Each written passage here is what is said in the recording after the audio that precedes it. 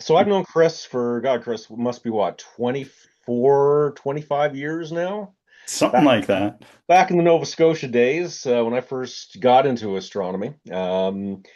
Used to, it's funny, Bill did his observer's handbook thing. That's a Roy Bishop thing that I kind of transplanted here years ago, and Bill's carried the mantle for it. So yeah, Chris and I started getting really into astronomy. Him actually well before me in Nova Scotia. Since then, I moved here. Chris moved down to KW for a while, and now he's out in Saskatchewan. He's been very much involved nationally with the RASC, National Observer Chair. Chris, what years were you the Observer Chair? Oh, Sometime. like 2012 through 2015 or something to that effect. Yep, and you're also editor of the calendar, and you have a really, really good podcast. I've had the pleasure of being interviewed by you and your partner on that. That was quite fun. And that is called?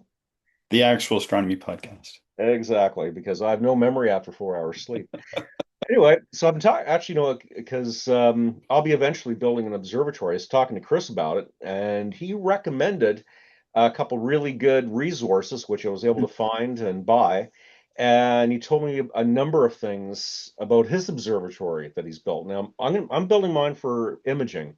Chris has a different angle on it. Chris is not so much an imager, but he'll tell you about what he does in his observatory in regards to capturing what he sees, which is, I think, it's very different than what you normally see out there. Nowadays, people drop a sea star on the ground, click, click, boom, there you go, there's your image. Well, Chris takes a slower approach, which I really respect, and he's got some great ideas around his observatory. Now, the best way to build an observatory is to talk to somebody who's done it and hear about all the mistakes they made and the things they would like to do differently the next time. So, with that, I'll turn you over to Chris Beckett, talking about building a visual observatory in the imaging age. Chris, take it away. Yeah. Thanks so much, Craig. Can folks in the room hear me well enough? Yeah. I see people holding their hands. I don't know if they're two thumbs up or other fingers, but Have I'll to turn take our audio off. So yes, we can hear you. Okay, all right, good stuff. Um, Thanks for the introduction, Greg.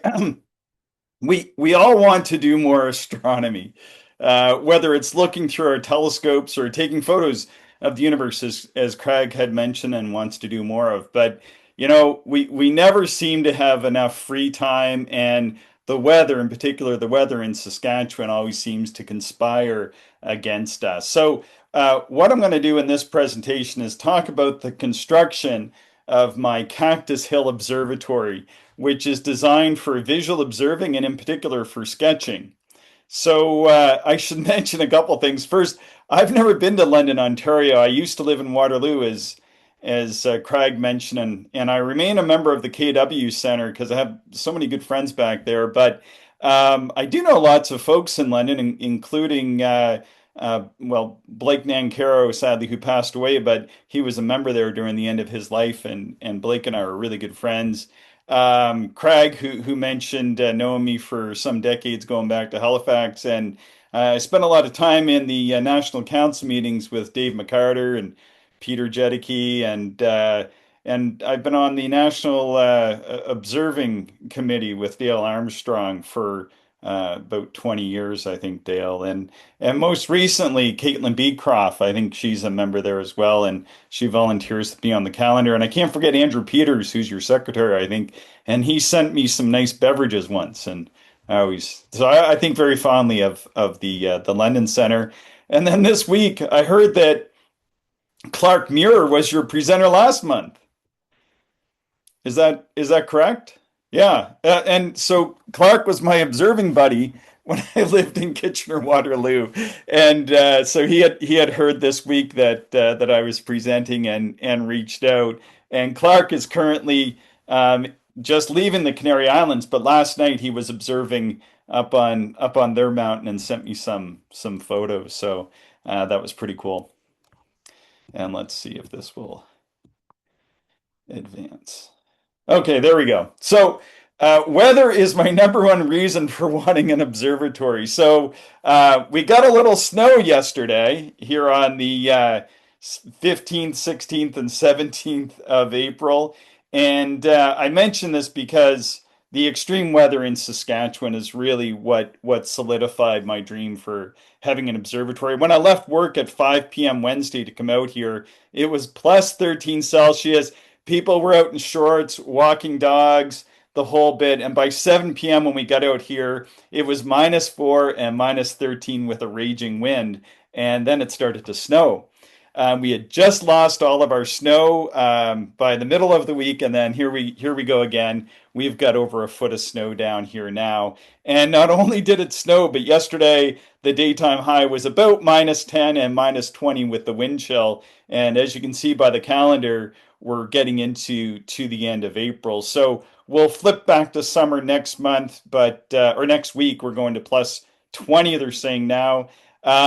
But what it boils down to is you can't set up your telescope like this, or at least not very easily. So up to this point, we had all this melting snow, so there's mud everywhere. And then now we've gotten slammed with another batch of snow. That's going to be melting over the next week. And then we'll be out of this new moon period. So you'd lose the new moon.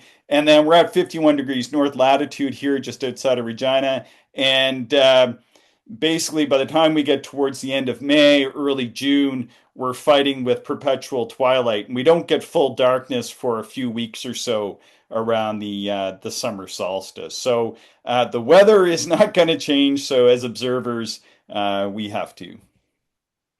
As Craig mentioned or alluded to, I like to sketch. So here's some of my sketches, similar to how astro imagers build observatories to do more imaging or get more imaging time in. One of the primary reasons why I wanted to have a permanent observatory is to capture the sky through my preferred method, which is sketching.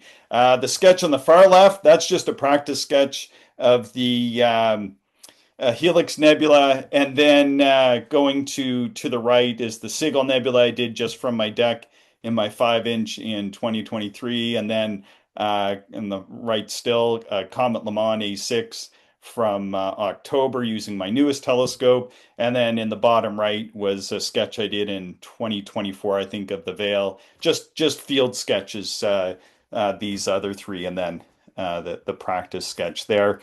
And the next night, after sketching A6 Lamont, I was able to see K1 overhead, which is another comet that we had in the fall. And then I was able to observe the comet 3I Atlas before sunrise. So I think in the space of a couple days, I observed two naked eye comets, sketched them, and observed the remarkable K1 and then an interstellar comet.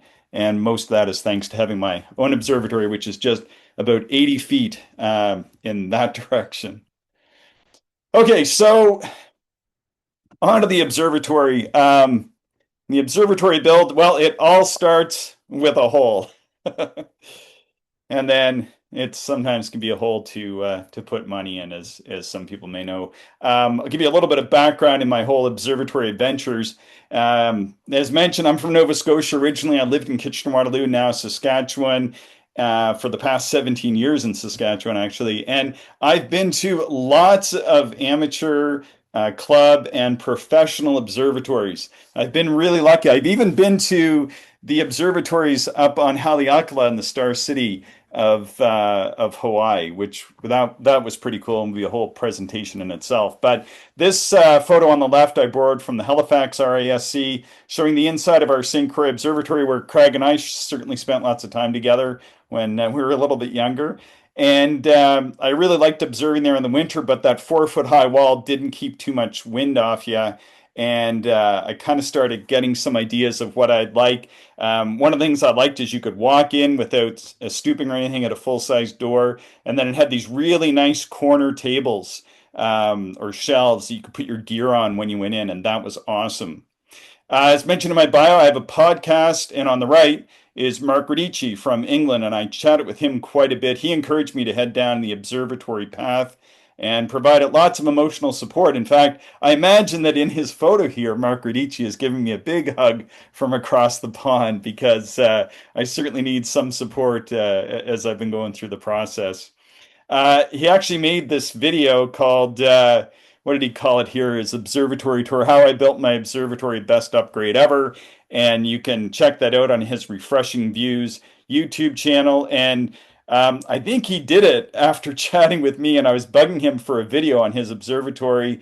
And he had an 8x10 space with an 11-inch Cassegrain wide field refractor in a beautiful warm room.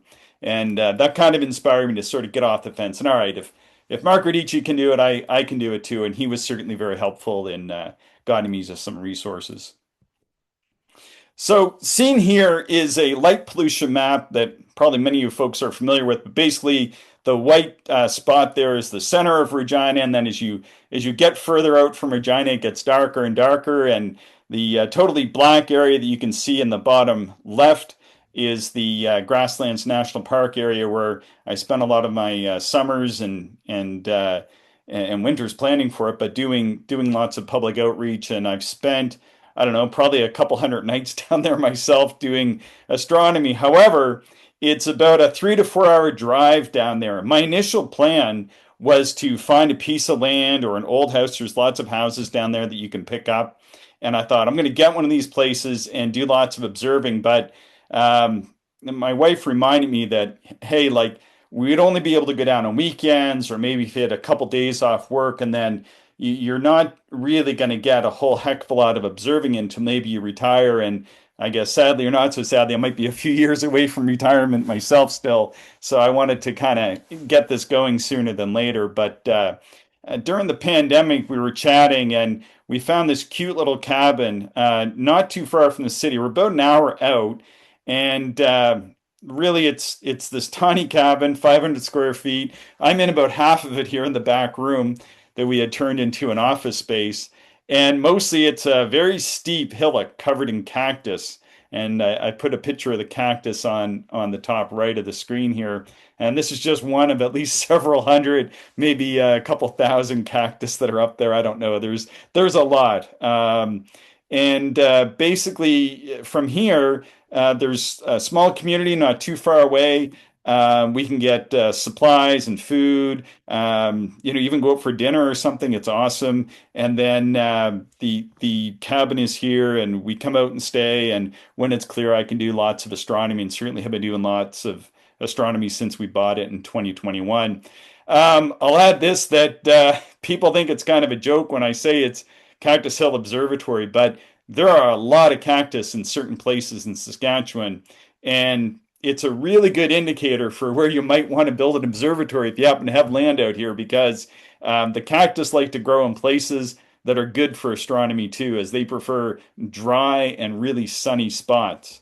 And it was really, really exciting when we pulled up here. I walked up the hill and I could see all these cactus growing in the grass. I was pretty excited about that. Plus, being from Nova Scotia, you don't get a lot of cactus out there, and about the same in Ontario. So it seems really exotic to me to have all these cactus.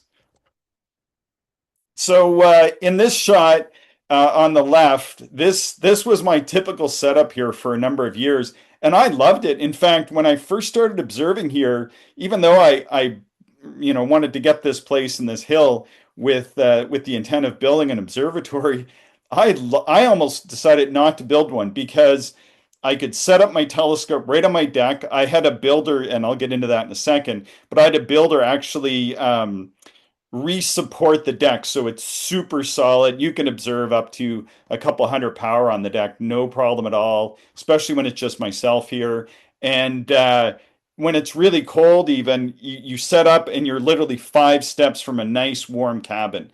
And I could set up all my star charts, my sketching stuff, and sit at the kitchen table. And when you're sitting there down low, like, you can see Orion in the winter, or all of Sagittarius and the Milky Way in the summer. It's awesome. And so I would just sit there and observe and go out, look through the telescope, come back and sketch, look up stuff in my charts, grab a different eyepiece, go out. It was great. But eventually you kind of get tired of all the setup and tear down. I should say that the skies here are a little bit better than about 6th magnitude, or they're around like 3-ish Bortle, maybe not quite as good as 3 Bortle, but they're pretty good. And one of the great things, I didn't put this in, but one of the really strange things that happen. There's a lot of weird things that happen in building this observatory, and maybe that's what I should have called it. A lot of strange things happen on the way to building an observatory.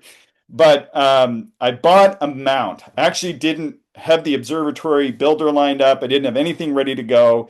But this mount became available just after we bought this place. And the guy I bought the mount from worked for the power company, and they actually came out and replaced all the light bulbs here in the in the street lamps, which were terrible. It was really not even quite a fourth Bortle sky, and you could see not quite the sixth magnitude.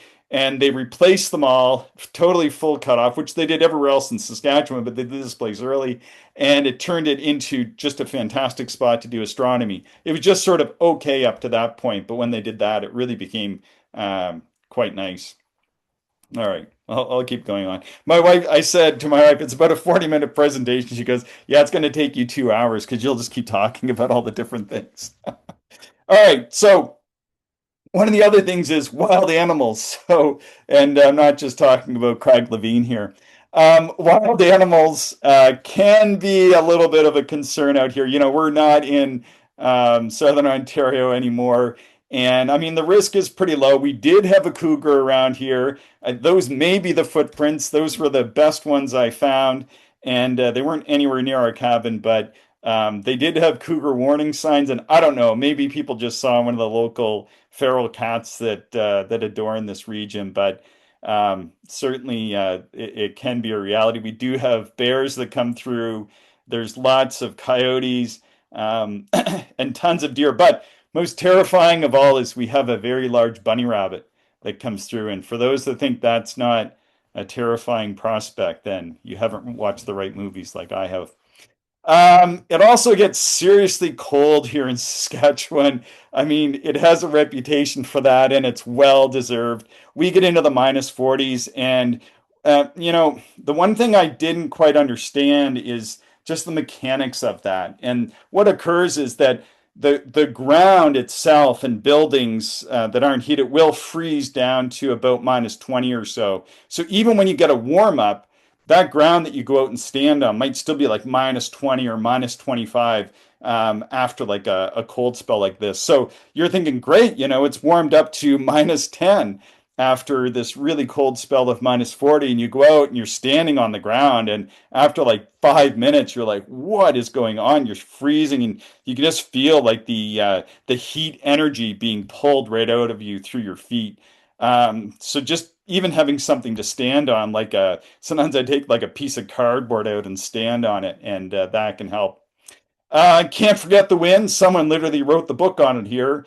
And wind is the real trial for observing in Saskatchewan, whether it's in the winter or in the spring, summer, fall, less so. We tend not to have as much wind in the fall.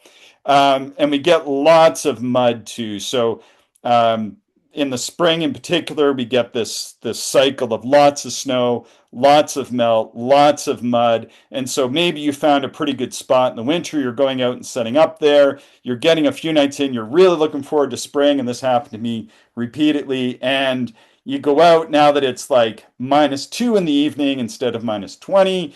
And it's just a mud hole. And, I never got stuck, but it was close a bunch of times. And there was a lot of times I went out and just couldn't even set up for all the mud. And yeah, like you want to get some dry, just a few dry square meters of land to set up for, and you just can't even find it. Perpetual twilight in June. That's another thing that we run into. I alluded to that. Basically, by the end of May, early June to about mid-July, you're dealing with extremely short nights. And for, like I said, a few weeks there around the solstice, there's no darkness at all. So between the winter's cold, spring wind, mud, snow, perpetual twilight, and just kind of following along what's happened to me in the past, you can lose about half a year of observing. So I know folks that haven't really observed much since the fall, and they'll be lucky to get a couple nights in May, and really like their observing won't start until July. And that's one of the things that I found was pretty common here in Saskatchewan But I grew tired of it all and grew tired of setup and teardowns, and I wanted a place to put my gear and possibly get a larger telescope. So we have this small hilltop. This is the view sort of from the same direction, three different ways, but it kind of gives you an idea. And all these telescopes here, I think people would be familiar with how big a tripod is. So you know the hilltop's not all that big.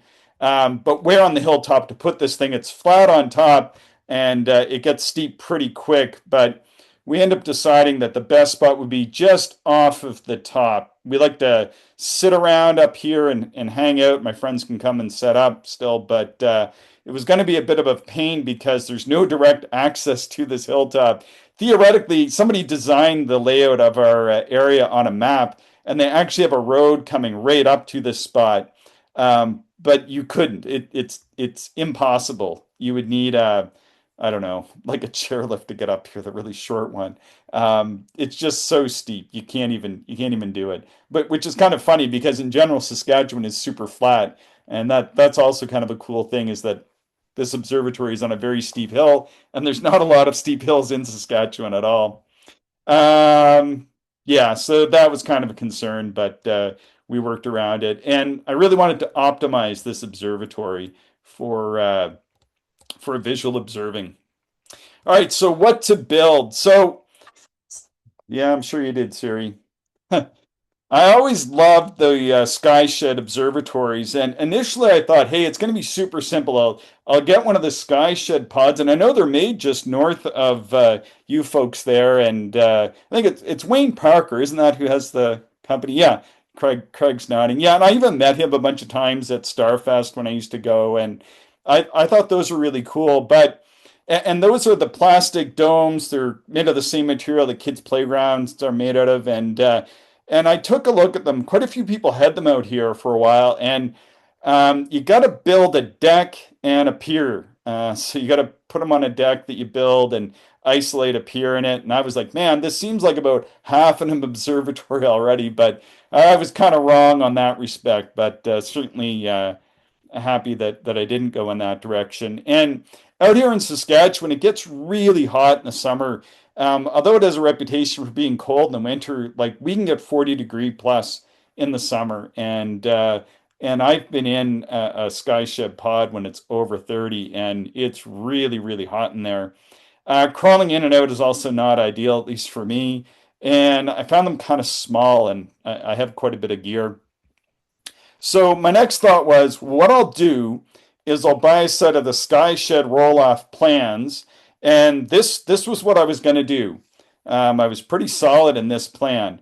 Get the plans, and there's a place here. This isn't a joke or anything. It's called Crazy Charlie's, and they're awesome. I worked for a company that worked with them, and they'll basically build you anything you want. It wasn't cheap, but you could take a set of sky shed plans and they would build it. But a lot of the stuff in the plans it looked like was going to be expensive, or you couldn't get it here. It was going to be tough to get it to work right. So the weather here is extreme, and in the sky shed plans they use the garage door tracks, and I think a lot of people be familiar with that. But here, like, we've owned our house 17 years. I think we're on our third set of garage door tracks, and they're inside a building. And I know that with the sky shed plans, like some of them stick out, they're just not going to work here. And they're going to fill full of snow and ice. Like even today, they would fill full of snow and ice, and I wouldn't be able to observe. And I had heard that from a few folks that tried it, and that was a bit of a showstopper. So, yeah, we'll just carry on. All right, and then so there's all these other considerations too, like your building size, like how big do you want it, your wall and door heights. This is pretty critical. Pier height and material, your pier adapter, your roll-off roof direction, your storage, your floor, and your desk, whether you want windows or not. This is actually, I forget the guy's website if anybody wants it, and I have it up there. It's Mike Dodd, or anyway, you can look it up. But I used his formula for figuring out the wall height. But man, after all that, my head was just spinning. It was just crazy thinking about all this stuff because I don't know the first thing about construction. So I went and visited well, the only local observatory that a private person has around here is Mark Bratton. And Mark is the author of the Herschel Objects text. And I know Mark a fair bit. We've done some observing together. And he built this really cool A-frame structure and put a 22-inch f3.6 in it. Really awesome scope. I never looked through it. The nights I've been there has been clear. The only other person I ever knew who built an observatory around here knew of is Lucien Kemble, famous for the Kemble's Cascade, and this shows his observatory, which was, I don't know, probably about 30 or 40 minutes from here. And he used to observe in there with a C11 on a Bear's Mountain. I don't think he hardly missed a clear night in 20 years. And it was sort of like reading Kemble's notes over the pandemic, and talk with Mark Bratton, and you're like, if you really want to do a lot of observing here in Saskatchewan, you need the observatory. It's, in other places you can kind of make do or get around, or maybe there's an observatory that you can use at a center, but that's just not a reality here. So I'll just keep going on. All right, so I really like these old style observatories. This one here, I took this from the Sky and Telescope webpage, but it's a 1921 astrophotography book by H. Waters. And this image inspired Dennis DeCicco's doghouse design. And I really liked how small and cozy that design was. And Dennis also constructed a raised observatory, and that really caught my attention. There was this article by Alan McRobert in Sky and Telescope. You can actually get it online. I did track it down today just to sort of verify a few things. But he designed an observatory that you go up a couple, basically it's like a observatory on top of a building, like it's that's the design, so it's like a two-story structure. And then I know that Timothy Ferris, famous for quite a few astronomy books, he did the same thing. And then in reading and watching some videos by Richard Berry and reading some of his work as well, he raised his observatory so that the air can circulate. And that's kind of a thing, is to get the air around it one way or another to get it raised up. And I was like, all these people are doing this. And if you read online, I can put this in the notes here or anything, but if you go online, you read a lot of observatory builds. You'll see people will pour like a cement pad, or they'll build it right into the ground, and they go through all this effort to build this observatory.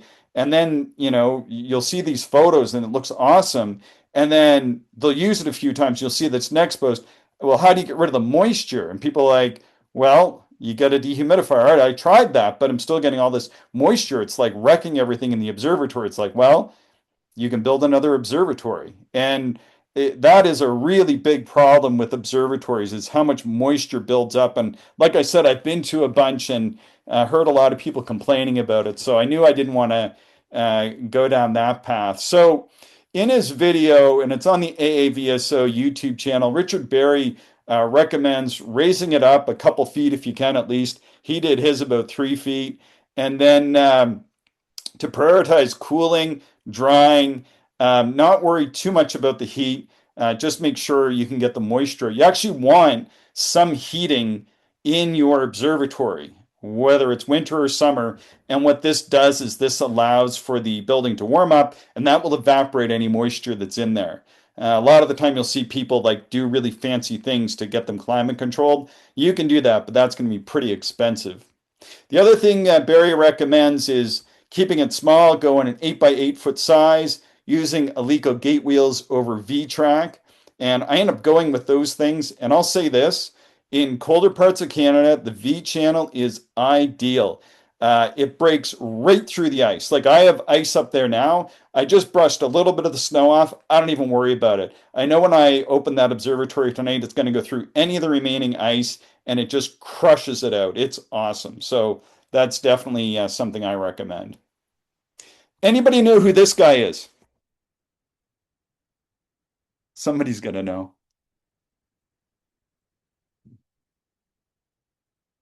Are people not able to talk? That's too bad. if people can't talk. Can you unmute yourself, Craig? No? Yeah, can you Oh. hear me? I think I Yeah, I can. can. Do you know who this is? I know I've seen the photos. I should know this. I mean, from the material you sent me. I should know that, or you recommend it. I can't. Yeah, so it's E. E. Barnard. He was a Yeah. famous, yeah, he's a really famous astronomer. He was born into poverty, went to work as a child to provide for his ill mother and brother, and he became a visual astronomer, discovering all kinds of things like Barnard's galaxy, Amalthea, which is the fifth moon of Jupiter, and that was the last moon ever discovered visually, which is super cool. He later got into astrophotography and did this book called the Atlas of the Selected Regions of the Milky Way. Anyway, yeah, there you go. I have a copy of that too. In his later years, Barnard was an honorary member of the RASC, and he was coming up to actually, I think he was speaking at the GA or something. Anyway, he took a train from Illinois to Toronto, and having fallen asleep, he was awoken by a porter announcing the next stop was Paris. He jokingly said, "Wake me when we get to London," to which the porter sternly replied, "Sir, we passed through London an hour ago." I'd always been inspired by Barnard. I love observing wide field objects and other things in the universe. And he used a 5-inch f5 when he was getting his start. I've done a lot of my observing with a 5-inch f6. These photos, though, are taken from his expedition to Mount Wilson, and a lot of folks might not realize that most of those photographs of the selected regions of the Milky Way he took from a makeshift building on Mount Wilson. And it was during a cloudy spell, and he was sitting on this observatory chair. You can kind of see it in the shot here. And it was during this cloudy spell. He was sitting there looking at these clouds going by, and it clicked. It was like a eureka moment. And he realized that these clouds that were passing in front of the sky and obscuring his view of the heavens, the same thing was occurring in deep space with these clouds that were passing in front of distant star fields. So I always thought that was kind of cool. Um, and that really provided a better view into the universe for us all. But I thought, in looking at his, this was one of the great discoveries, in the past, century and a half of astronomy, and it was done from just such a simple building, and I kind of want to have my own simple building to do my own discoveries from. So I think I mentioned this. I'm not a handy guy, and I hardly know which end of the screwdriver to hold when pounding in a nail. Therefore, I would need someone to help build it, or to build it, really, is what it turned out. The old cabin required work, and all these neighbors around me recommended a guy named Brent who lived nearby, a well known person in the area. And the first thing he did was he built this railing. You can see it in behind my telescope here. And when he came to build it, he asked what I wanted, and we wanted, and we had all these fancy ideas, whatever. And he said, "Well, I could do that, or I could build something that's practical and you'll really like." And I'm like, "Well, that sounds good too. So go for it." And the railing that he built was really nice. You can put your coffee on it. You put your star charts and eyepieces on it. It's awesome. And when he finished, I was like, "Man, this guy clearly has the skill and patience to build an observatory." So the next winter was super cold and snowy, and I dropped off a handful of these astronomy building books for Brent to flip through. And I got a call a few days later, and as usual, he had his own ideas of how this should be done, and perhaps some new ideas that no one ever thought of before. And anyway, we had some pretty good discussions. If you want a good book, there's all these books on building observatories and whatever, and most of them just aren't quite practical enough. The only one I think is worth buying is this really old one called How to Build Your Own Observatory. And basically, I think it's from an early telescope making or telescope building journal that they had at a Sky and Telescope. And Richard Berry wrote this or put it together from those articles. And it's from the 1970s. And I think that one is worth getting. That's what I told Craig to get. I think Craig got a copy of it. I wanted to build a 10 by 10. Well, Brent was more cautious. Brent did basically like a literature review of the internet and said, "Look, most people build an 8 by 10. Barry says to go with an 8 by 8. Let's go with an 8 by 10. That's what most people do. And that's pretty practical, sound advice. Don't try to do something too fancy the first time." There, Craig's got his his copy up. I've got my copy over there. My copy is really rough though. Somebody spilt some, what do you call it, the mirror grinding pitch all over it, but it was good enough for what we needed it for. I had a few other requirements. I wanted to be able to walk in standing up, which to Brent sounded totally reasonable. And I also wanted to be able to see as far south as Messier 7, and that's kind of a tall order since we're at 51 degrees north latitude or just about. So we need a door that's about 6 feet tall, and also to be able to see as low as 5 or 6 degrees above the horizon. So that was going to be a bit of a challenge. All right, so this is the whole story. So this is one of the weird things that happened in the building of this observatory. So on June 23rd, 2023, we started our what we thought might be a 6-week project. The hillside is covered in cactus, so I was really curious to see what the soil is like. And it turned out as he dug in and created a pile, the earth is like powdered sugar and laced with boulders. So we made it about 4 feet down before we hit one. And I knew it was 4 feet because I had my trusty measuring tape with me. And while heading down the hill, I noticed there was something stuck to the end of my measuring tape.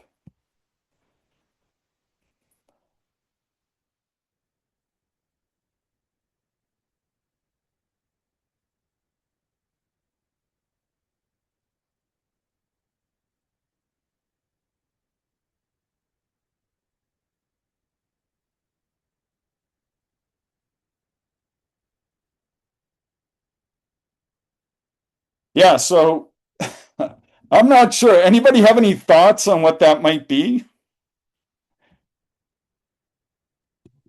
Part of a meteor. It certainly looks like a meteor to me, or a meteorite, and I don't know. It seems kind of unbelievable that we would dig a hole for a telescope here and find a meteorite in the bottom. Quick question though, to whoever answered that question. Could you hear the sound, or do I need to like reshare my screen for sound? I didn't hear any sound on that. Okay. I think I may need to reshare. So just give me a quick second. I'm gonna stop share. And then I do not know why our friends at Zoom haven't figured this out, but I'll play it again, and then Craig, maybe just let me know if you can hear the sound. No, I'm not getting anything out of that. No, just listen. Yes. Yeah, there we go. Awesome. So then people can just enjoy that once more. And it'll pull that little stone from about 1.5 inches or 2 inches away. It's very magnetic. And I should mention this is native prairie. Nobody had ever built anything here before.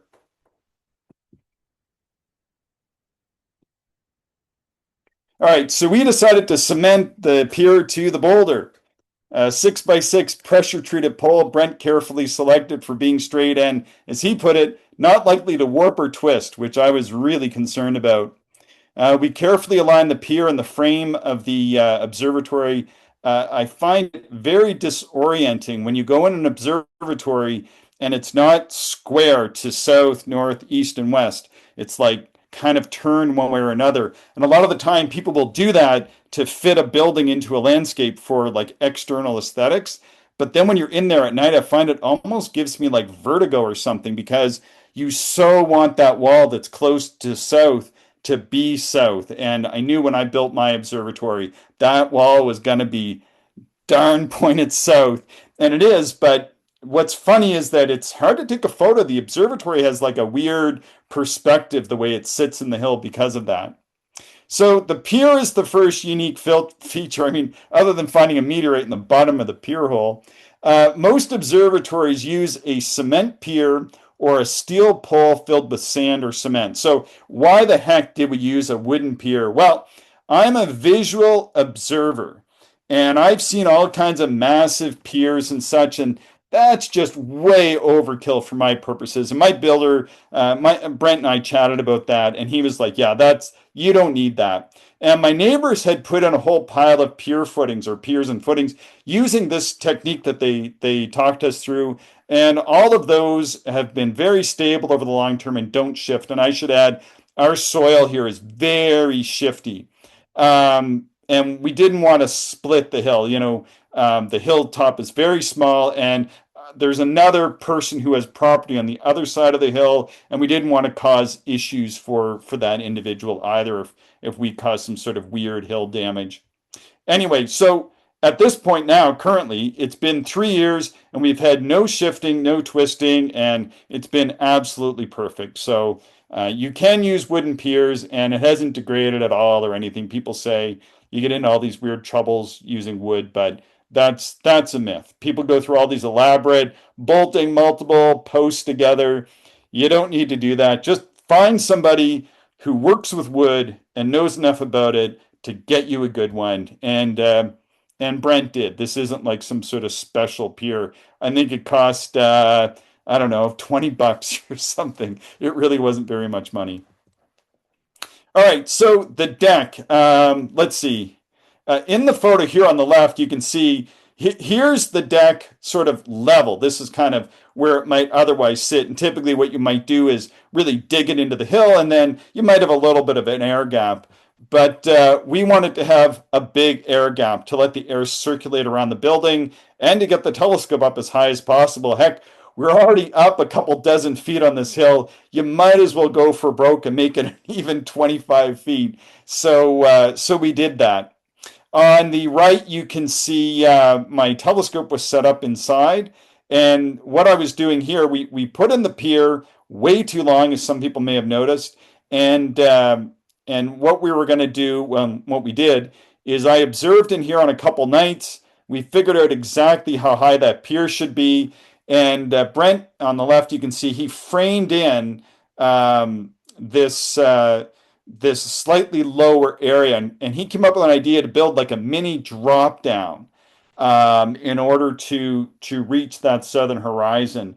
And he was going to build up the top of the observatory a little bit, not around this area. So we end up with about like 12 or 14 inches of a lower wall, I guess, in that direction to the south. So you can see M7 in there. In fact, I think Messier 7 was the first object I ever observed in the observatory because of the testing that we were doing.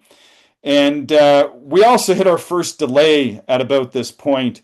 And I had ordered that V-Groove set of wheels and channeling from Alico. I just ordered it on Amazon and was having it delivered to a nearby community where Brent could go pick it up. And of course, there was a big delay there, sadly. So we kind of had to wait for a week or so.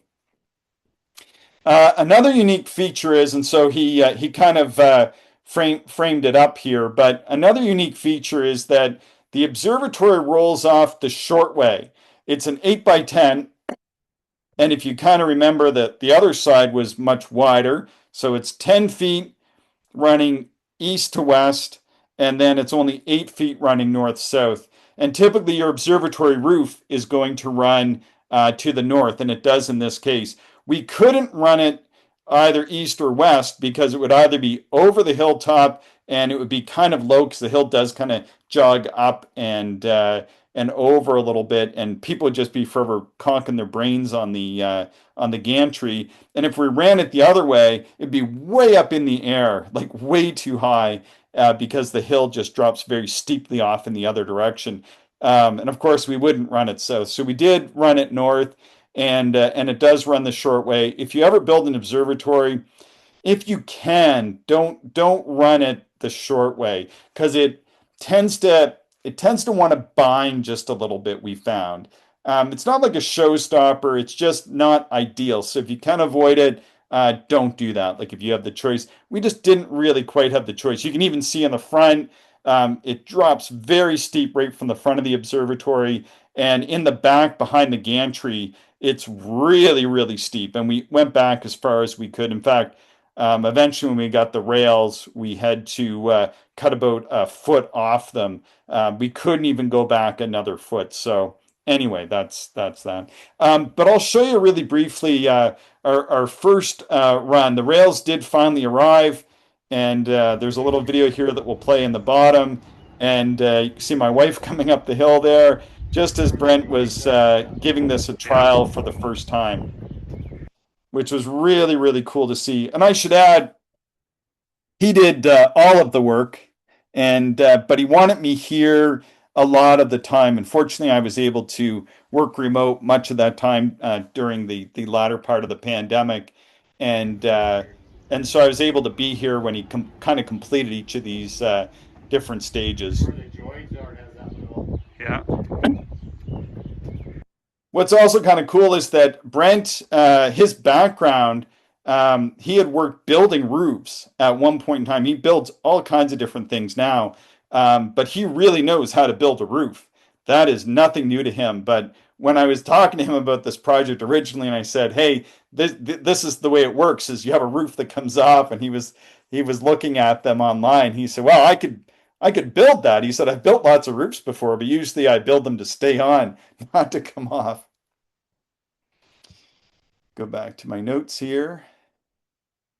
All right, so Brent came up with this really cool idea. You could see when he went in and out there, or when he was about to go out, and the clearance on the door is quite a bit. It's about 6 feet, and those of us who aren't too tall can walk in and out without bumping our heads. And even people who are quite a bit taller, the step into it is about 10 or 12 inches. So typically, nobody's going to bump their head going in, and just got to be a little bit careful when they exit. But nobody's cracked their skull yet, and it's pretty unlikely to do so. Then we hit our next delay. It seemed like every time we made progress, we got to a certain point, and then we needed to wait for the rails to come, and then we got to the roof rolling, but then Brent was able to find the roofing that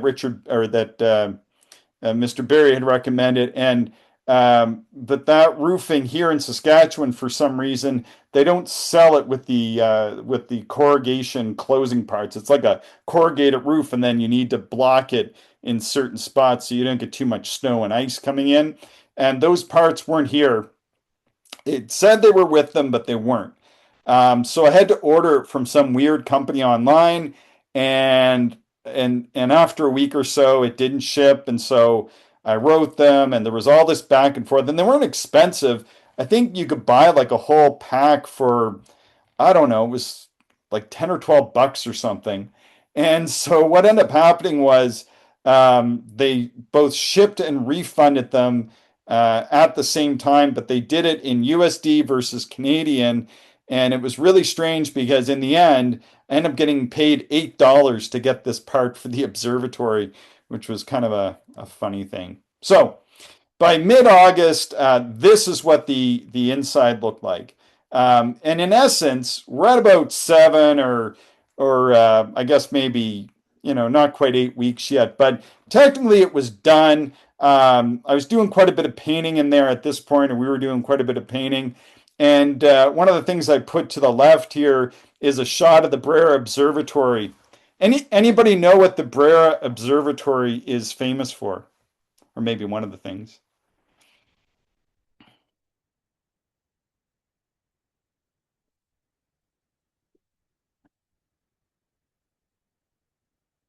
Nobody? Did I lose people? Are people still with me? I can't see anybody. No, you don't know? I'm not watching people, Craig. Well, Joe O'Neill was he did the same thing too. So Oh, okay. All right. So the Brera Observatory is famous for Schiaparelli making observations of Mars, of course, right? And then of course we have the inspiration from those observations has led to a lot of people thinking there might be life on Mars, in kind of a erroneous way, perhaps. But I really like the look of the Brera Observatory. I really like that green, and I kind of tried to match it as much as possible. But here you can also see the roof. This transparent roofing lets in about 60% of the light. but only about 30% of the UV. And there are pluses and minuses to this, and I'll get in that later. Here you can see the two easternmost turnbuckles at the top there, and they hold down the roof. And then you can see those Alico wheels. I think they look pretty cool. They're like a gold-plated zinc of some sort. Anyway, each of these turnbuckles, there's two on this side, two on the other side. Each one is rated for a 600-pound load capacity. So this observatory is way up on a hill, and we can get winds here upwards of like 120 or 130 kilometers an hour a few times a year. So I really wanted to make sure that roof didn't come flying off because there's a pretty good chance that if it flew off, it would land on the roof of the building that I'm in. That would just about be the perfect trajectory for it. But the roof itself on the observatory only weighs about maybe 300 pounds, I think, give or take. So each of these can hold about twice what the roof is, and we haven't had any problems at all with it. All right, this is kind of what it looks like on the outside even now. So that summer, my wife and I, and that's her there in her painting hat, we painted and painted and painted. And I'd actually worked as a painter during university a little bit, and so I'm very picky. And we chose cloud white, obviously, for the thermal properties, because cloud white or white in general will reflect lots of the sun. You can get more stark whites, but I wanted to be able to live comfortably with my neighbors, and I showed that to them, and they were like, "Okay." And then I showed them the other whites, and they're like, "Go with this one."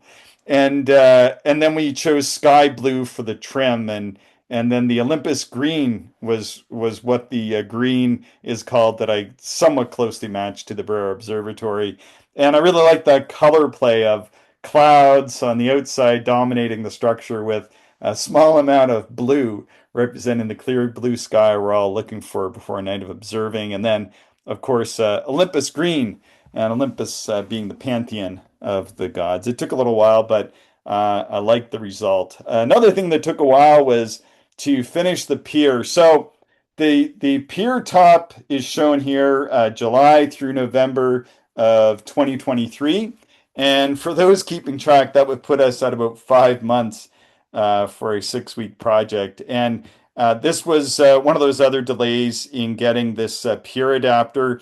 And I just don't know how else you would do it. I think a lot of people, and from what I've gathered, a lot of people do a lot of guesswork in building the structure. And Brent is not somebody necessarily, amenable to that much guesswork, especially for the parts that I was guessing. And he wants it to be pretty accurate, and I really appreciate that in him. But what I did is I ordered this custom part from Bader Observatories in Germany, and they will build you a peer adapter, and it comes with a little hockey puck adapter that you can set in the top and attach all kinds of different mounts. And I really like that because if I ever want to change out this mount to anything else, all I have to do is order the next puck. And they're like, I mean, at the time, they're probably more expensive now, but I think they were like 30 or 40 euros to buy one of these adapters to switch things around. So those are really cool. But it did take a while, and I wanted to, paint the top, and it had to be sanded. And then we had to get a metal plate fabricated, and the metal plate fabrication company didn't really quite put the holes in the right spot. And we had to paint all that stuff with special paint for metal and get special bolts and then screw it all down properly, and it was quite a bit of work. So you can see that what Brent did is he encased the top of it in 2x6 to make it like a bigger purchase. It doesn't really provide any more stability, I don't think, but it would make sure, and he glued that and screwed that together, and it makes sure that whatever we were doing and whatever we were sinking into that, that it wouldn't split the top. I wanted to make sure that all kind of held together pretty good.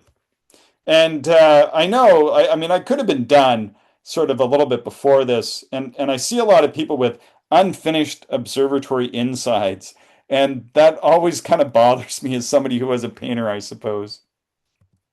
All right, so we finally had first light in December of 2023, and this photo here shows my Takahashi 100 millimeter and 60 millimeter. On the other side is another Takahashi, and you can actually see here that the top of the walls they meet up with the tree line. So, and those trees aren't huge trees, but they're like 25 or so feet tall, and then the hill kind of even continues down in other directions around us. So this observatory really sits up quite high. I only lose maybe 5 or 6 degrees around to the east and west, and then to the south where the little drop down is. I only lose about 3 degrees there, and I lose a little bit to the north. You can see the observatory kind of sticks up, but there's trees right behind us in that direction anyway. So there was just really one more piece of gear to sort out. I'd always intended for a larger telescope, something like a Celestron C11, and I see many folks have those and put them in their observatories and use the AZEQ mount with those. But I really like wide field and refractors. So I'd always dreamed of owning a 7-inch TMB comet catcher. The problem is they only ever made 9 of them, and that was 20 years ago. But just as my observatory was being completed, one of these went for sale in November of 2023. And I didn't buy that one, but what I did is I was really hemming and hawing over it. And I thought, I knew there was a guy outside of Ottawa that had one. And I wrote him and said, hey, like, how do you like this? Is it worthwhile me putting in an offer on this guy's scope? And he said, no, don't put an offer on that scope. I'll sell it to you for less than that guy's selling his for in USD. We'll just match USD to Canadian, which was about 25% different at the time. And I was like, all right, that's a good deal. So I'm going to go with it. But it was going to be a long time before we were able to get that telescope installed for a variety of reasons. So you folks might recognize these images of sorts that I cobbled together from your website, but you might recognize a couple of things inside my observatory. I was looking at the London RASC website last night and noticed that there's an interesting chart holder and barometer. And so you may see something familiar in my own observatory. And by the way, I really want to come down and look through that 10-inch purple refractor. I'm guessing you folks aren't afraid of large acromats as some people are. So I'll play this video, really short video, a bit of a walkthrough. Kind of have skipped ahead to late in 2024. I think, well, the trees are changing color there. I'm going to say that must be the end of August or beginning of September. And one of the things you'll see here is that we've reinforced the pier. The pier held my 4-inch totally fine, but when we were testing larger instruments, there was some vibration when we got into high power, and Brent was kind enough to crawl under, excavate around the pier, add an angle iron, and a few more bags of cement. And additionally, he installed some shelves, table, and some other things that you'll see in this short video. And in essence, I didn't want to put the 7-inch refractor in there when all this work was taking place.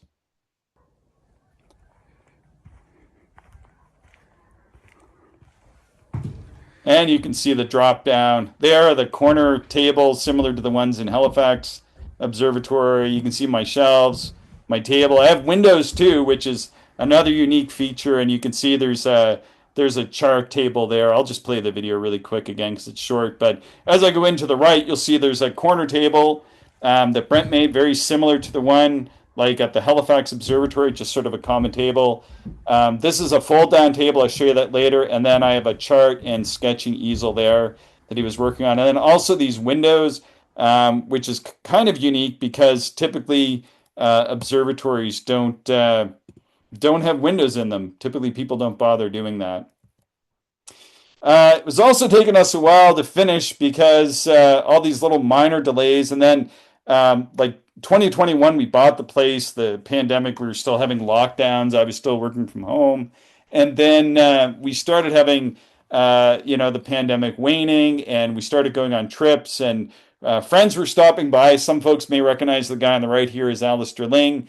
he came by and stayed with me for most of a week. We did lots of observing, and then we were also traveling to see family, friends, and going to conferences and that sort of thing. So that's one of the reasons why it took so long. So by December 2024, so this is now like about a year and a half after we started. So this is actually the evening of Christmas Day. So December 25th, 2024. We started on June 23rd, 2023. So fully a year and a half plus a couple days later. And the 7-inch was finally installed. The whole thing is working and it's awesome. And this is my wife here actually looking through the telescope. She got to look through the telescope to get first light because, and I should have said this earlier when I was showing you the big shipping box. When I bought the telescope from the guy, and it was a good deal, what he did for whatever reason is he just went and left it at a UPS outfit and gave them my number and they called me. They're like, "We have your telescope. What do you want us to do with it?" And so I had to get it shipped out here, and it was crazy expensive to ship, and I didn't have the money to do it. So my wife actually paid for it that day, and so I gave her naming rights, and she called it Roxanne, and I said, "You get to have first views," and I held to that. I didn't look through the telescope until she had a view of Jupiter through it. And it was great though. It was great to see Jupiter, to be able to start seeing things through such a large refractor, a large unobstructed instrument. And that's pretty big. You can see it here on the left. I mean, it's 7.1 inches. This telescope is only, what, like 2 point something inches smaller than the 10-inch in the Cronin Observatory there. So you folks would have a pretty good idea of how big an instrument this is. And it's really cool to be an amateur astronomer and to have that. So I was super thrilled that finally the observatory is working. Everything is great. There's like a couple minor things left to do. And then I had this problem. So right after that, in the early part of January, I ended up with a medical problem.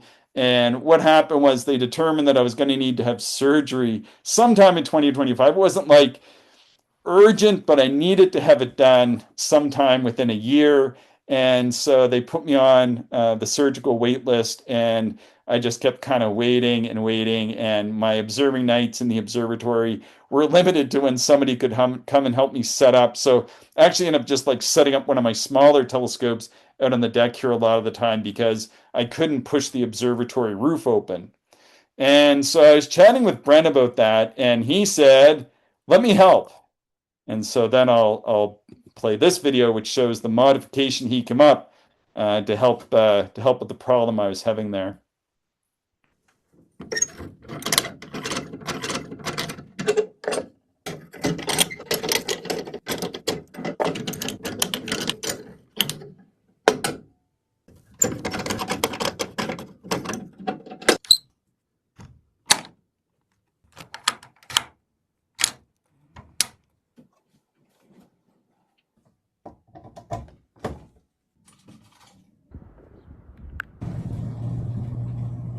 So Brent ended up installing a motor to actually run the roof, which was very, very much appreciated and something I kind of always wanted to have anyway.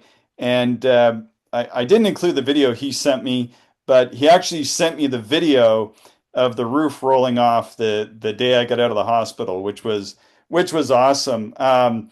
When I'd gone in for my surgery consult and I was asking the surgeon how long my recovery would be, and I actually showed him a picture of the roof and what was required in rolling the roof off. He said it was going to be 6 months before I'd be able to roll it off. And that really was disheartening to me after waiting for like seemingly years to get something like this. But with the roll-off roof motor, it essentially meant as soon as I could walk up the hill 3 weeks later, I was out observing again. It was really awesome. So, and I think you were able to see the mini drop down there, which is cool. Here are some of the sketches that I've done through the 7-inch. The one on the top left is the California Nebula, and it looks just like a photograph. in a 7-inch wide field achromat. To the bottom of that is the shell around the Ghost of Jupiter, NGC 3242. It was really cool. I was in the AltAz conference, I think in the spring. I was chatting with Mel Bartels, and he actually showed. Mel Bartels is a really well-known visual observer down in the States over in Oregon, and he showed his sketch of that and said, "Hey, has anybody else observed that?" And I'm like, "Yeah, I have. Here's my sketch." So that was pretty cool. And then on the right is my sketch of the helix. It's not like my best sketch, but it kind of shows you the level of detail that a 7-inch wide field telescope that's unobstructed is able to pull in. I actually did this. This was just 1 month after I had that surgery, and I think it was just my second session. The first session, I was just enjoying the freedom of not being stuck inside. So I did a couple weeks ago. I did this quick tour. Actually, I think it was just last week. I shot this, and I'll show this now. I kind of show you what it looks like today inside the observatory.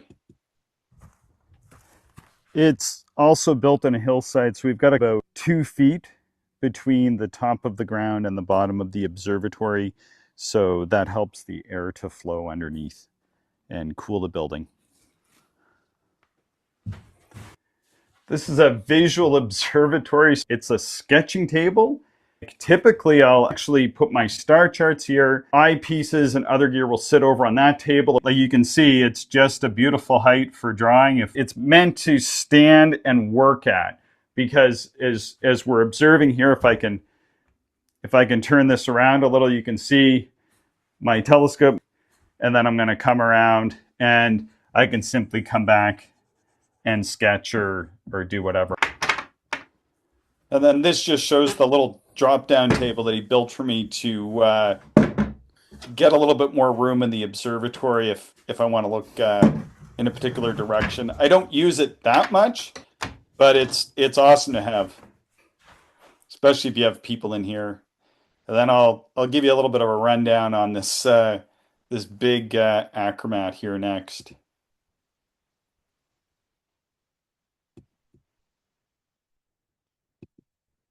All right, so why the heck did I go with a giant 7-inch f6 acro? Well, there's a whole variety of practical reasons. See, a doublet will cool very fast. And I've got I've got quite a few refractors, Takahashi's and Pentax and such, and they are ready to go super quick. And this 7 inches is also very, very quick to cool. And the other thing is that a doublet will be pretty light in comparison to a triplet. Not that I could afford a triplet anyway. And it puts the optical tube and it puts the lens high above sort of that really turbulent air that hugs the ground. And it's also about the heaviest scope I could put on an AZ EQ6.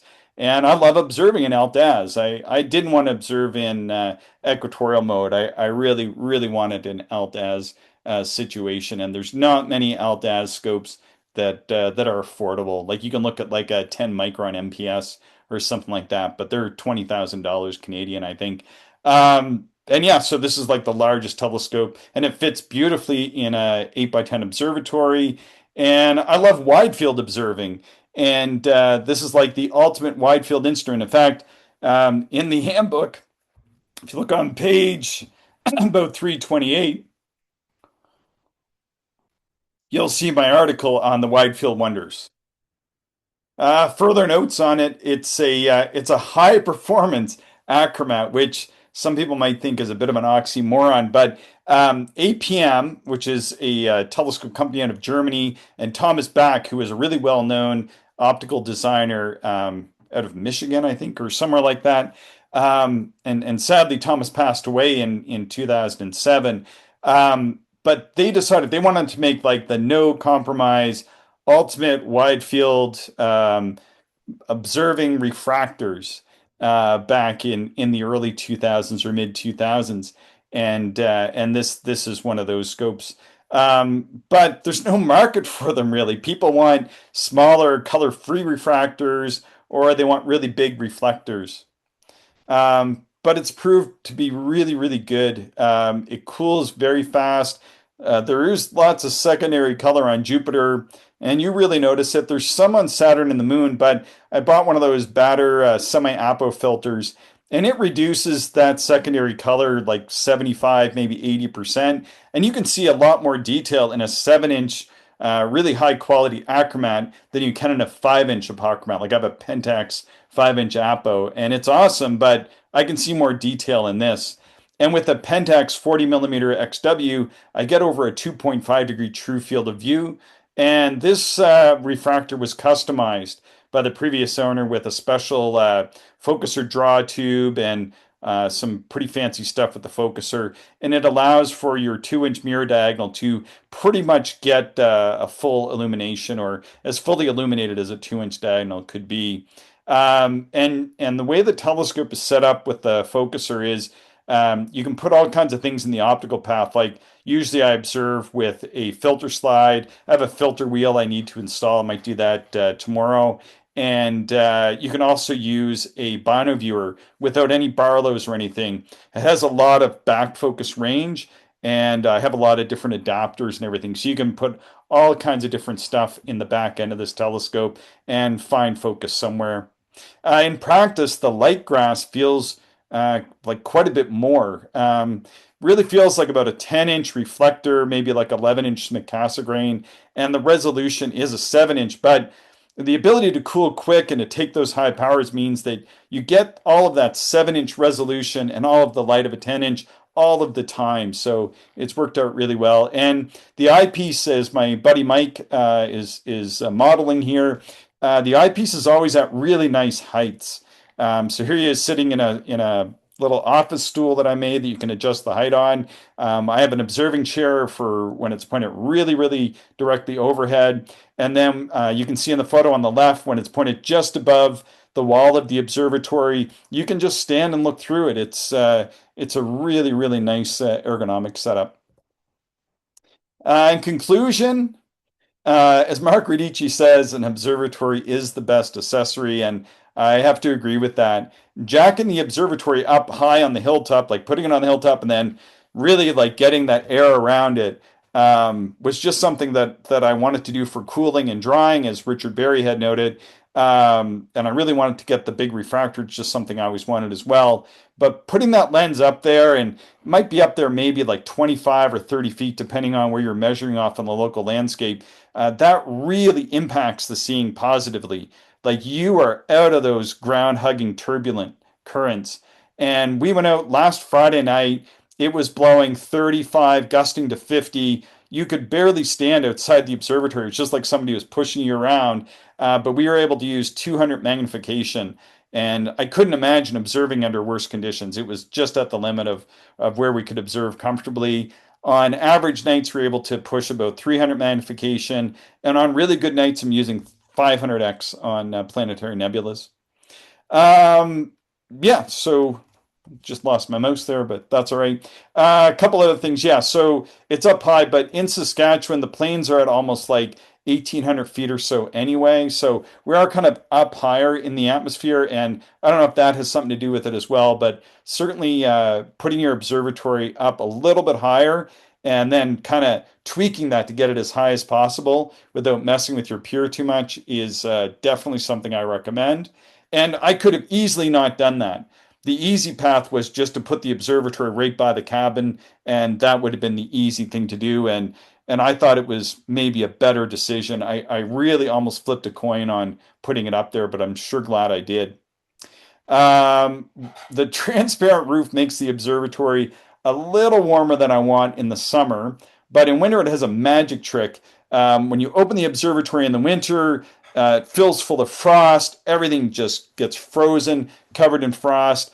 You close it up from a night observing, and otherwise, if you didn't have transparent material, it would just like sit in there and just kind of rot everything in there unless you had like a fancy dehumidifier or something, which I didn't want to run. But with the transparent roof, just enough sunlight gets in. that it warms it just enough, even when it's still below zero. All of that ice and frost evaporates and it goes out. I have some big gable end vents from like a bungalow, and it just vents all of that. Even today, I went up. Certainly, there was probably some moisture in there from all the snow that we had. And when I went in there this afternoon, it was 10 degrees and it was completely dry. And that's what you want. It's not how wet your observatory is going to get wet, and that is just a given fact. It's how well it dries. And certainly, you can get stuff wet and have it dry when it's a well-built structure. And we haven't had any trouble because of that. Let's see. Brent said recently that he wished that he had made it 10 by 10 somehow. He thinks it's a little snug, but I think it's snug when sometimes he'll come up and still work in there to do the odd thing. I think it's snug when you're working in there, but I think when you're observing, it's perfect. I love the 8 by 10. I'm probably the only person that said I want a larger observatory. I went slightly smaller, and I'm really glad I did. I wouldn't even trade it for a 10 by 10 now. Let's see. Oh yeah, some of the things that I found I couldn't do that I wanted to do was I wanted to keep more equipment in there, but like I said, it does get damp, and so anything that can get really wet and then dry out, that's fine. But like if you put a book in there, it will just eventually turn to like paper mache, and that's just a function of you're opening up the observatory. It's going to fill with frost at night, and then you're going to close it up, and then that moisture is going to slowly evaporate out. I should add, we don't really get dew here in the summer, like very rarely. I don't think I've ever had a night of any significant dew in the observatory.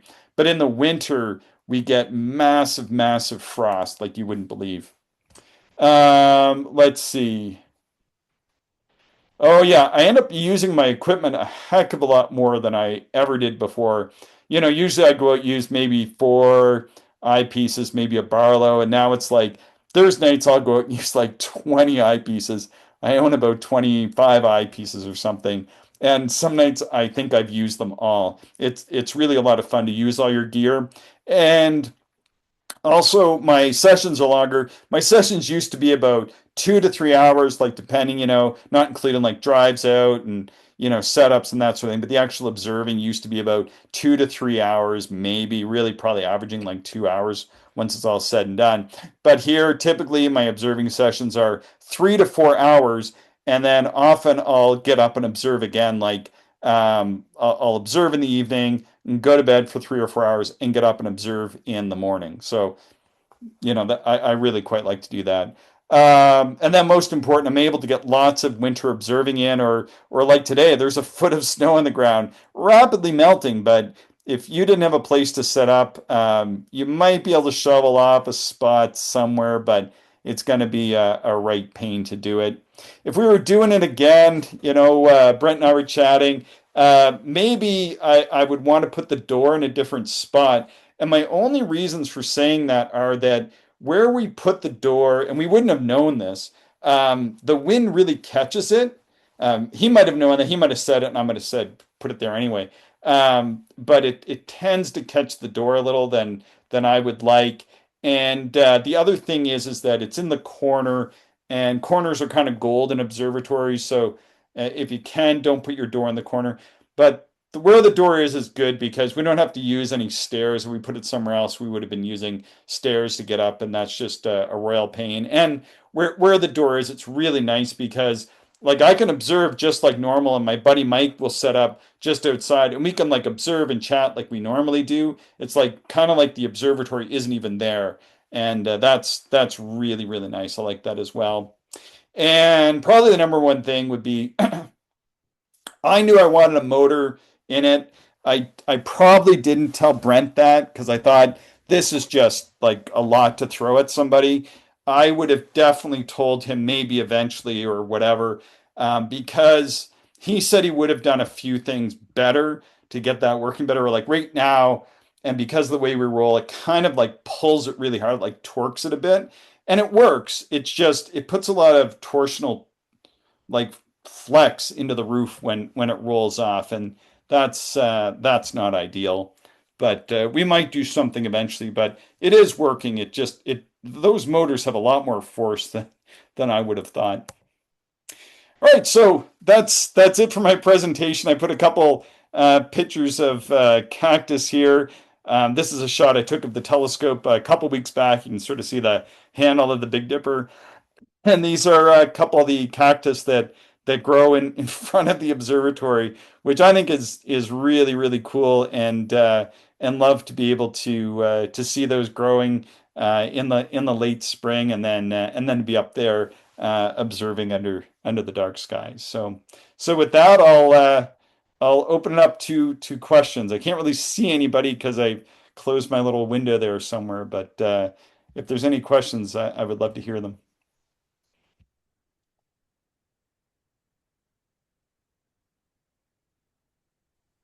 I see a few questions in the chat. I don't know if someone wants to moderate this or whatever, but I can just go through.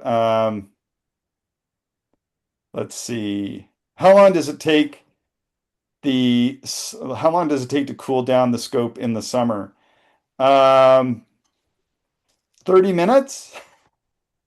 Yeah, doublets are awesome. If you haven't used doublet refractors too much, they cool really, really fast. And the observatory stays within about in the summer, even if it's really hot, it's about 4 degrees warmer than outside. Hmm. And then as the outside cools, it cools right along with the outside.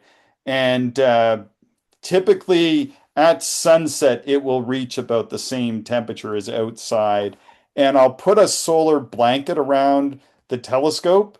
I didn't show that in any of the shots. I probably should have. So I put a solar blanket around the telescope. In the winter, right now, there's a heater on it.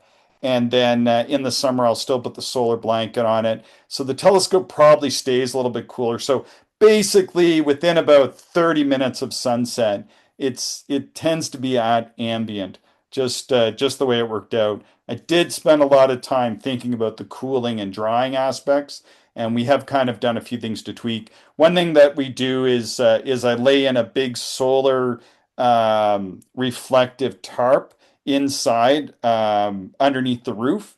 And so it doesn't have direct sun on it, but it does still get a little bit warm in there.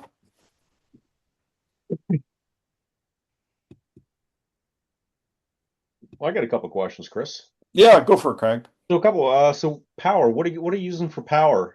Their battery, or do you have a conduit running out, or what do you have? Yeah, so that was something Brent and I chatted about as well. And what he did is one day I came up here and he just tunneled the line in right from beside where I'm sitting, and we have like a lot of big outdoor sockets. It's kind of a strange. So RVs are a really big thing out here, Mhm. and so having a little cabin, a lot of people will buy a really small cabin like this and then put like an RV out back. That's very common. So they have all these fancy big RV hookups out here. I don't even know what they're for. I don't know anything about that stuff. And so he just ported into one of those. I think there's two or Okay. three of them. And he got like a special adapter and just wired it in. Like it just like plugs into the adapter and whatever.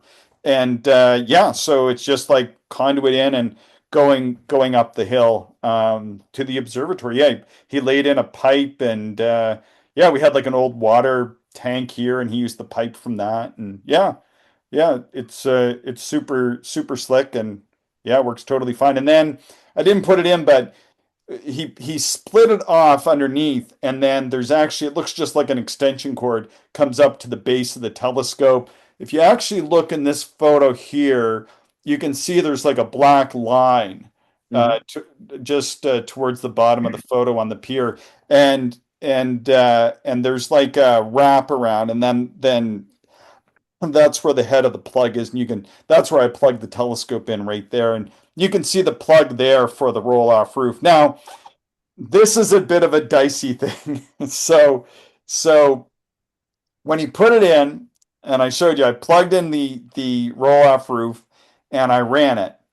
And you have to leave power to the motor when it's open. And that feels a little bit sketchy because you really want to make sure you know where you put that controller and that you or no other dingbat comes in and hits that button when your telescope is pointed at the zenith or somewhere because it will collide with stuff. Um, yeah, so there's another modification he's come up with. like he's going to build a little box because there's sensors that come with this, like you have for your garage. And when Yeah. I open it, what I'm going to do is to be able to insert like a breaker into that light beam so that Yeah. it can't be re-triggered. And the reason for all that is that what happened was that when you open the roof, if you unplugged it, it thought it was at home again. So it's like a home position. And so then when you hit the button again, it was trying to like run it off, but it was already run off. And it would basically it knocked out the rail that it's on. So those gate openers, they're good, but it's a little bit more finicky than I think he and I thought it would be. But he got it all working. It's pretty cool. Okay. A quick question then. What's the F ratio on that scope? 6. Okay, F6. Last thing, just in terms of frost, have you thought about putting a 40-watt bulb in there just to add enough heat to let things dry out a bit and keep it at a certain temperature? Yeah, well, I should have brought it down here. Well, a 40-watt bulb wouldn't do anything in the observatory because it's so vented. Okay. Uh, it's really hard to explain the way that he built it, but like there's if you look at Richard Barry's online, his alpaca observatory, he has a gap, but what we found is we get too much snow and bugs and stuff in the gap. So he actually took like out here we have all these big combines and there's these filters in the combine headers and they Yeah. actually fit. So we have combine header filters all the way around the top of the observatory, but it vents the air. So, like I said, like once the sun sets, the inside of that building, I mean, often it's basically outdoor temperature. Like it's really weird. Like people say, "Oh, it's going to be warm in there." Like it's be plus 10 in there today when it was minus 4 out. That's really nice. As long as that sun's coming in and warming it. Soon as that sun goes down, if it's minus 5 or minus 6, you go in there, it might be like minus 5, right? It just cools almost instantly. It's pretty wild. Cool. So yeah, putting any kind of heating in there isn't going to do a whole lot. But inside the cover, I have a goldenrod. You can buy, I don't know, they're for gun safes, and they generate quite a bit of heat, and that's what they're for. So I put a big cover over the scope, and I put a gun safe heater in it, and that will keep any moisture from building up in the Okay. telescope itself. Yeah. But the observatory itself, as soon as that sun comes out and hits that roof, even if there's like heavy frost on that roof just clears itself of frost and snow. Like there's no snow on that roof now, even though there was a foot of snow on it this morning when I went up. Completely gone now, and the inside's 10 degrees, nice and warm. If you go in there, you think, oh wow, well, it's going to be too warm in here tonight. No, I go up there, sunset here is in 30 minutes. And when I go up there, it will be minus 6. It's minus 6 out right now. It'll be minus 6 up there within 30 minutes of sunset. So, yeah. Nice. Thanks. Anyone else?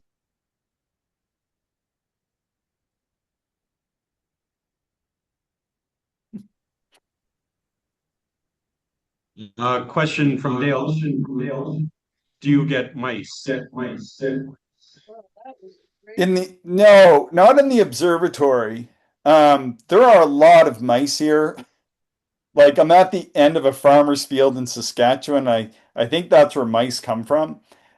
We will get them in our cabin, but not in the observatory. So I found this material. That's a good question because I found this material and it's really useful. It's like a steel wool fabric. It's got like steel wool interwoven in it, and it says to put a little bit of this around. So I put this around my pier and in a couple spots, and I've never had a mouse in there. And that's what they say. My neighbor turned me on to it, and he had an RV or something, and he put it in a few gaps, and as soon as they rub up against that, then they never go to the building again because of it's so irritating to them. To them, that structure is just like something you don't even go to. So we've put a little bit around here too, but I think we're going to put a little bit more around the cabin because we certainly will get mice in the cabin, but I've never seen one in there, and there's certainly lots of mice. The other thing we have is we do have lots of feral cats, and they tend to be more up there. And there's lots of coyotes. The coyotes will come up there too. So I don't know. Maybe they're taking care of them. We have ground squirrels, but even the ground squirrels that are up there, they've never even gone in it. So yeah, good question.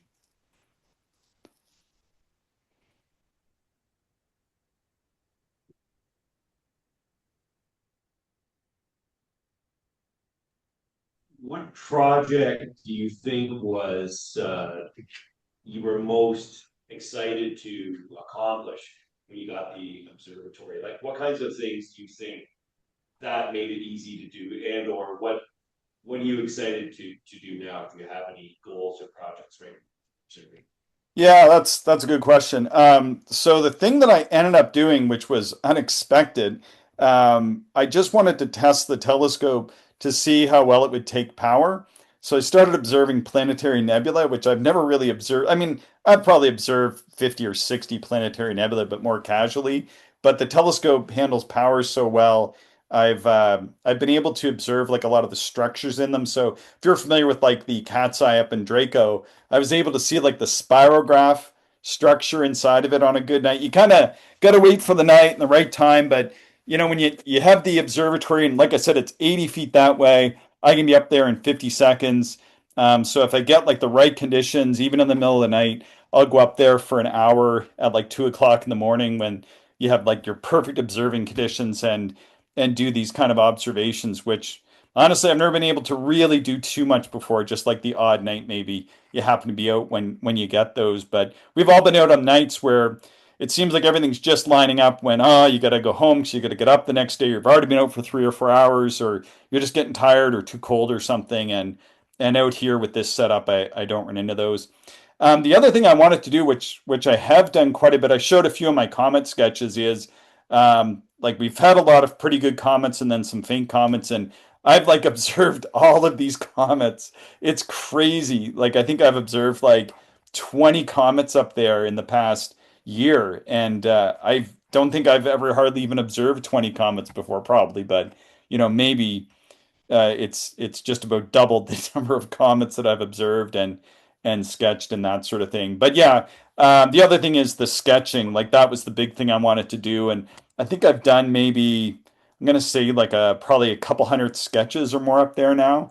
And so that's turned out really well. Some of them are in this presentation, but I haven't even been able to take photos of some of them. Sometimes I go up and just sketch and sketch and sketch and do like 3 or 4 a night, and then get up in the morning, do 3 or 4, and it just ends up being a ton of sketches. It's really been a lot of fun sketching those. But yeah, planetary nebulas and observing lots of comets. And one of the things I want to do is I did an article for the Observer's Handbook a few years back on 50 to the Pole by Kemble.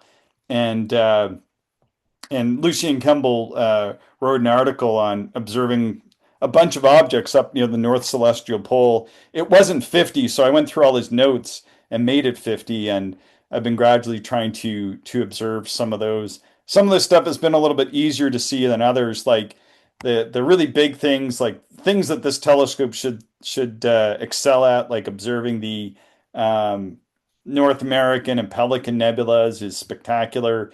Really, they look like photographs. It's pretty incredible. The California Nebula looks like a photograph. Things like that are awesome. Then some things, yeah, they just look better like in a smaller telescope or a big reflector or something. So a friend of mine's building me a 12 1/3 inch reflector down in California. So hoping to get that later in the year, and I can tuck that into the corner the way he's building it. So I'm excited for that.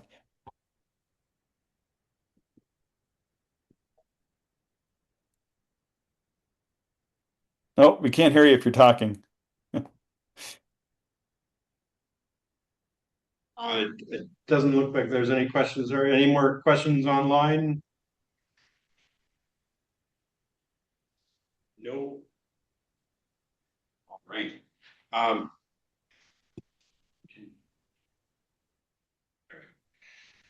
Thank you very much, Chris. That was a great talk. I really appreciate it.